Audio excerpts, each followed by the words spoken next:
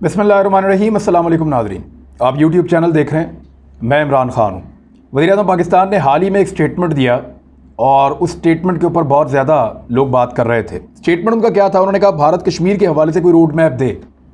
इससे पहले उन्होंने ये भी क्लियर स्टेटमेंट दिया था कि जब तक भारत कश्मीर का जो आज़ादाना एक स्टेटस था उसको बहाल नहीं करता और कश्मीरियों को उनका हक़ नहीं देता, तब तक भारत के साथ कोई भी तजारत या कोई भी मुज़ाकरात कश्मीरियों के खून के साथ गद्दारी होगी। ये बात ठीक है, लेकिन रोड मैप जो भारत से मांगा है वो उन्होंने अब दे दिया है। भारत ने क्या किया और किस तरीके से किया वो सारा कुछ मैं आपके सामने रखूँगा कि कैसे वो बंकर्स बना रहा है लाइन ऑफ कंट्रोल के साथ साथ, कितनी बड़ी तादाद में बना रहा है, कितनी फ़ौज और कितने हथियार वो कश्मीर में पहुँचा रहा है और फ़ायदा उठा रहा है, जिसका हमने तज़किरा किया था। मुझे याद है आज से चंद महीने पहले जब पाकिस्तान ने इस बात को अनाउंस किया कि हमने भारत के साथ एक डील कर ली है लाइन ऑफ कंट्रोल के ऊपर जंग बंदी की और अब यहाँ पे लड़ाई नहीं होगी, सीज़ फायर हो गया है, DGMOs की जो है वो उसको फंक्शनल कर दिया गया है सिस्टम को, तो अब भारत के साथ लड़ाई नहीं होगी। खामोशी थी, फिर मुज़ाकरात की बातें हुई। तो मैंने 3-4 मुख्तलिफ चीज़ें बताई थी कि भारत को मौका ना दें, उसको टाइम ना दें, उसको अंगेज रखा, उसको अंगेज रखें, वरना भारत को टाइम मिलेगा वो फिर आपकी पीठ में छुरा घोंपेगा।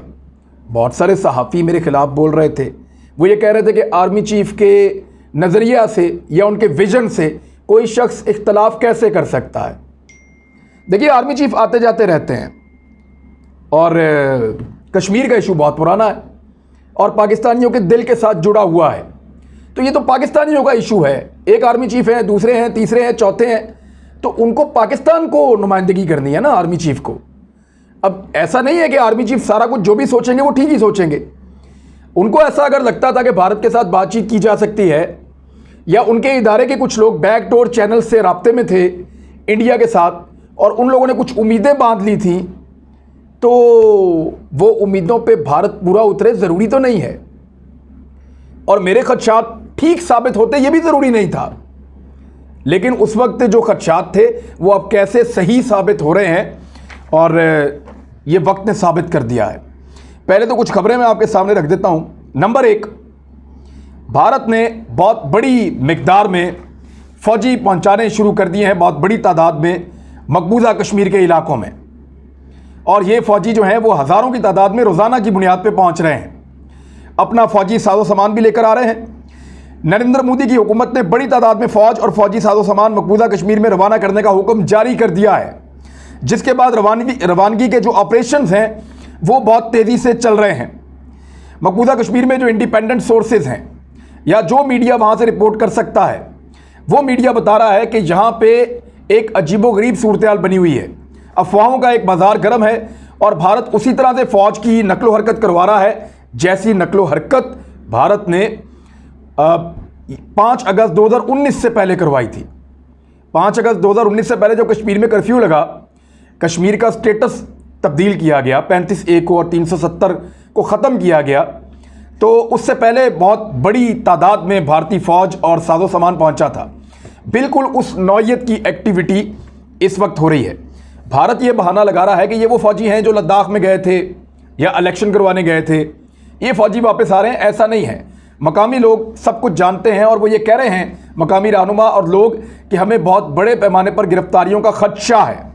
फ़ौजी दस्ते ज़्यादातर जिन इलाकों में पहुँचे हैं वो शुमाली कश्मीर के इलाके हैं जहाँ पे उनको तैनात किया जा रहा है।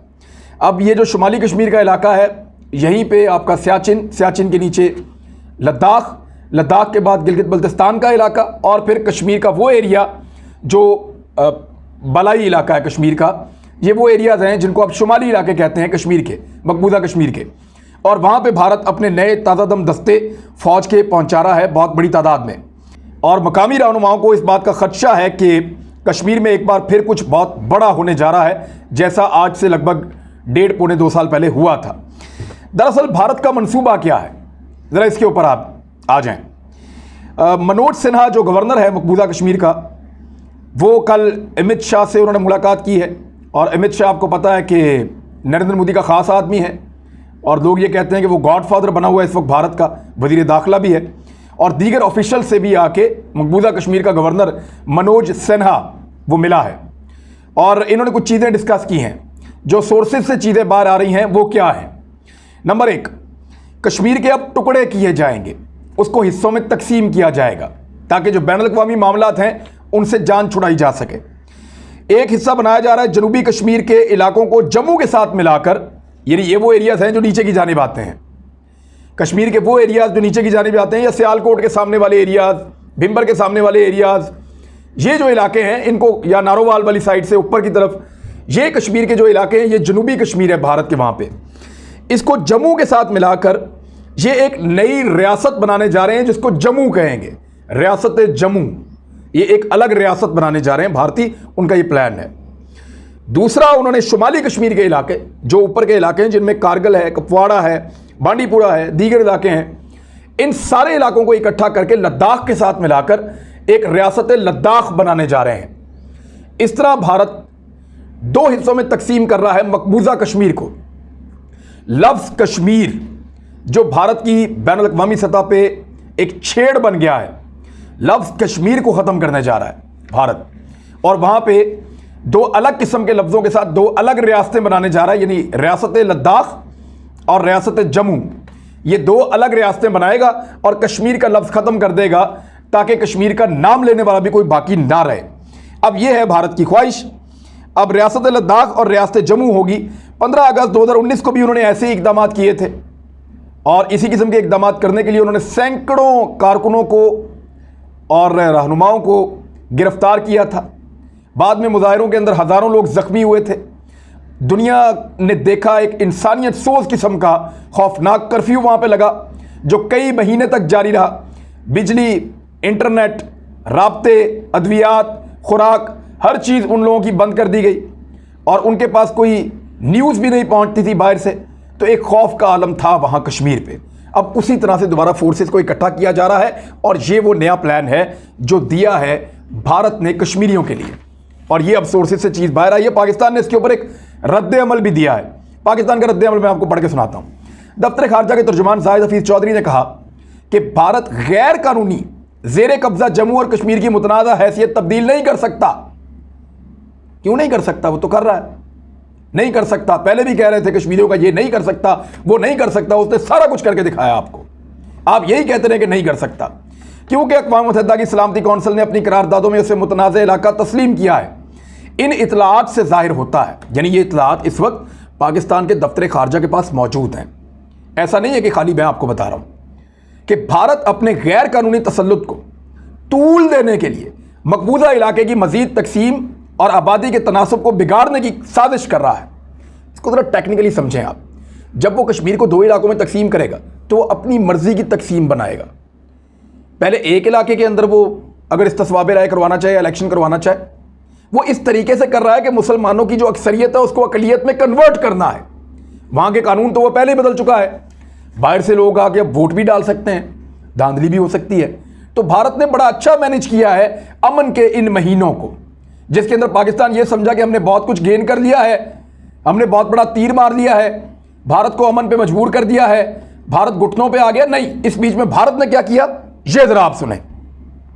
भारत ने जम्मू और कश्मीर के 5 अजला में, और ये रिपोर्ट हुआ है, और मैं आपको बता देता हूं कहां कहां पे रिपोर्ट हुआ है। भारतीय मीडिया तो रिपोर्ट करेगा नहीं, ये कश्मीर मीडिया सर्विस है, वहां से रिपोर्ट हुआ, दीगर कुछ अखबारात हैं वहां पे रिपोर्ट हुआ, और लगातार रिपोर्ट हो रहा है। जो इंडिपेंडेंट न्यूज सोर्सेज हैं वो इसके बारे में बता रहे हैं। इकोनॉमिक टाइम्स ने भी इसको रिपोर्ट किया है। अब रिपोर्ट क्या हुआ?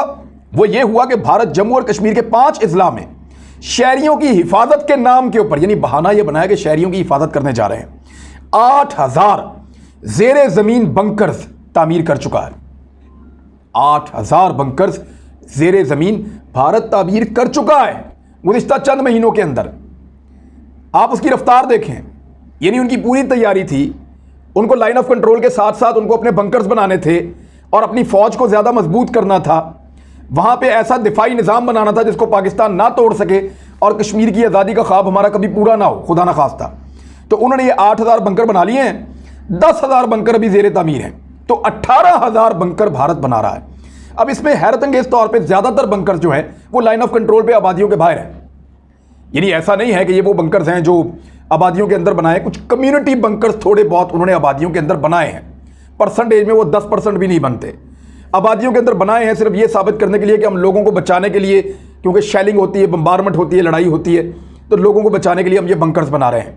लेकिन ज़्यादातर बंकर उन्होंने दिफाई नौइयत के बनाए हैं, और उन बंकर से वो क्या फ़ायदा उठाएंगे? उन बंकर से वो फ़ायदा उठाएंगे पाकिस्तान के साथ लड़ाई की सूरत में, क्योंकि उनको अपना दिफा मजबूत करने की फिक्र थी, और उन्होंने इन चंद महीनों का बहुत ज़्यादा फ़ायदा उठाया है। दिखावे के लिए कुछ कम्युनिटी बंकर बनाए हैं, और कंक्रीट के मजबूत बंकर्स भारत की बहुत बड़ी कामयाबी आप इसलिए कह सकते हैं कि यही कोशिश जब उन्होंने लद्दाख में की थी चाइना के खिलाफ, तो चाइना ने बर्दाश्त नहीं किया था। भारत यही स्ट्रक्चर्स तो बनाना चाह रहा था लद्दाख में, जब चाइना ने भारत को वार्न किया 2020 में। भारत का यह मंसूबा बहुत पुराना था, नरेंद्र मोदी का मंसूबा था कि लद्दाख से लेकर मकबूजा कश्मीर की लाइन ऑफ कंट्रोल के सारे इलाके, यानी line of actual control, line of actual contact और लाइन ऑफ कंट्रोल, ये जो इलाके पाकिस्तान के साथ और चीन के साथ लगते हैं, इन तमाम इलाकों में ऐसे मजबूत बंकर बनाए जाएं कि लड़ाई की सूरत में दुश्मन फौजों को कभी भी आगे ना आने दिया जाए। तो चाइना ने तो नहीं बनने दिए, और जब चाइना ने पाकिस्तान से मशवरा किया कि हम ये देख रहे हैं सैटेलाइट से भारत बंकर्स बना रहा है, तो पाकिस्तान ने उनको ये बताया था, और मैं जिम्मेदारी के साथ आपको कह रहा हूं कि पाकिस्तान ने उनको ब्रीफिंग देते हुए बताया था कि जो इंच आप छोड़ देंगे उसको भारत काबू कर लेगा, और फिर वो नहीं छोड़ेगा, ये हमारा भारत के साथ तजुर्बा है। लिहाजा चाइना ने उनको 1 इंच भी नहीं दिया, बल्कि उनकी ज़मीन छीन ली, उनको बंकर्स नहीं बनाने दिए, उनको नए रोड्स और इंफ्रास्ट्रक्चर्स नहीं बनाने दिए, बल्कि उसके मुकाबले में अपने इलाकों में बहुत सारे बंकर्स भी बनाए, इंफ्रास्ट्रक्चर भी बनाए, जो इलाका भारत से छीना वहां पे भी बनाए, और उन्होंने पूरा एक निज़ाम वहां पे बिछा दिया दिफा का, चाइना ने, क्योंकि वो भारत के अज़ाइम को जान गया था। लेकिन हम लोग धोखा खाने में शायद माहिर हैं, या हमारा दिल करता है। भारत ने चंद दिनों पहले हमें एक लॉलीपॉप दिया, चंद महीने पहले, कि आइए सीज फायर करते हैं, और हमने बगलें बजाई। उसके बाद उसने दूसरा लॉलीपॉप दिया कि आइए जनाब मुज़ाकरात करते हैं। वो तो मीडिया ने मुखालफत की और प्राइम मिनिस्टर ऑफ पाकिस्तान ने मुखालफत की, वरना मुज़ाकरात तो अब तक हो जाते, और उन मुज़ाकरात के नतीजे में भारत को टाइम मिलता, जो उसको अब भी मिल गया है, और उसने 8000 बंकर बना दिए, 10,000 बंकर मजीद बना रहा है। तो ये है जनाब हमारी कारकर्दगी पाकिस्तान की, और इसके नतीजे में भारत ने जो किया है वो अब आपके सामने है। फौजी वो पहुंचा रहा है, बंकर्स वो बना चुका है, बाकी बंकर्स वो बना रहा है। वो क्या प्लान कर रहा है? वो कश्मीर का नाम ख़त्म करके अपने कंट्रोल में जितने इलाके हैं उनको 2 अलग अलग रियासतों में तकसीम करने के बाद हमेशा के लिए इस मुद्दे को दफन करना चाहता है, इस मामले को हमेशा के लिए ख़त्म करना चाहता है। ये है उसकी प्लानिंग, और अभी तक वो कामयाब रहा है। देखिए ग्राउंड के ऊपर अगर आप देखें, आप ये कहें मोदी को हमने हिटलर डिक्लेयर कर दिया पूरी दुनिया के अंदर, वो हुआ जलील जो कुछ भी हुआ, लेकिन ग्राउंड पे कामयाबी किसको मिली? भारत को मिली। ग्राउंड के ऊपर अपनी मनमानी किसने की? भारत ने की। आज कश्मीरियों के साथ खड़े होने का वक्त है। मोदी की पॉलिसी देख ले, दूसरी तरफ तो उसकी एक लड़ाई वाली पॉलिसी है, एक जारहाना पॉलिसी है दुनिया के अंदर, और वो कश्मीरियों को और कश्मीर के मामले को किसी मनतकी अंजाम तक पहुंचाने के दर पे है। उसको लगता है कि इस मामले को हमेशा के लिए वो ख़त्म कर सकता है। लेकिन कश्मीरी आज भी आज़ादी के लिए आवाज़ उठा रहे हैं, उनको सपोर्ट चाहिए। भारत की पूरी कोशिश है कि जब तक अफ़गानिस्तान का मसला अटका हुआ है तब तक उसके पास मनमानी करने का वक्त है। अगर अफ़गानिस्तान में अमन आ गया या वहाँ पे तालिबान की हुकूमत आई तो भारत के लिए बहुत मुश्किल हो जाएगा कश्मीर में अपनी मनमानी को जारी रखना। ये जंगी जुनून का शिकार है नरेंद्र मोदी, और लगातार ऐसी हरकतें कर रहा है। इसने पिछली मरतबा चाइना से मार खाई थी, इस मरतबा ये पाकिस्तान को चैलेंज कर रहा है। पाकिस्तान का रद्द-ए-अमल क्या होगा ये डिपेंड करता है पाकिस्तान की फोर्सेस पे, मिलिट्री क़यादत पे और पाकिस्तान की हुकूमत पे। लेकिन इस बारे में बहुत सारी तशवीश है और हुकूमत पाकिस्तान को इसके ऊपर फौरी रद्द-ए-अमल देना होगा। सिक्योरिटी फोर्सेस को इन बंकर्स के हवाले से एक जामे हिकमत अमली तैयार करनी होगी, क्योंकि वो वहाँ पे कंक्रीट के बंकर्स बना रहे हैं और इतनी बड़ी तादाद में बना रहे हैं, बहुत बड़ी तादाद में। पाकिस्तान भी बनाता है बंकर कम्युनिटी के अंदर, एक बंकर बहुत महंगा बनता है, लाखों रुपए लगते हैं, और वहाँ पे 18,000 बंकर्स वो दिन रात काम कर रहे हैं। और हम लोग क्या कर रहे हैं इस बीच में?